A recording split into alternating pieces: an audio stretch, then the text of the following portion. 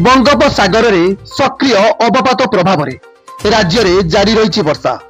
कोहला पाग सांग को लगाण वर्षा लोक नाई नथिबा असुविधारे पकाई। तेबे पाणीपाग विभाग तरफ राज्यवासी को मिली आश्वस्ति कला भली खबर।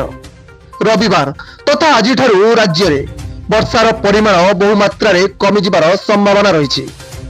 यही सूचना देइछंती भुवनेश्वर आंचलिक पाणीपाग केन्द्र निर्देशिका मनोरमा महांती। अदिनिया वर्षा कारण राज्यर विभिन्न स्थान में चाष नष्ट हो जाइछि, जहाकु नहीं चिंतारे पड़िछंती चाषी। आज मध्य राज्य में किछि जिल्ला रे वर्षा हेबार संभावना रही।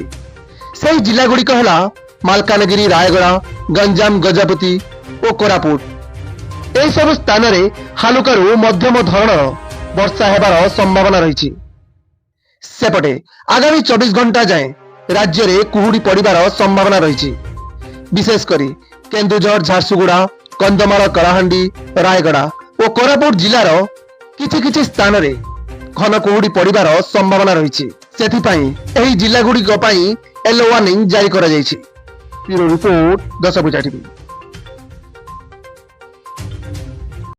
एमिति नुआ नुआ न्यूज अपडेट पई आम चैनल को सब्सक्राइब करंतु।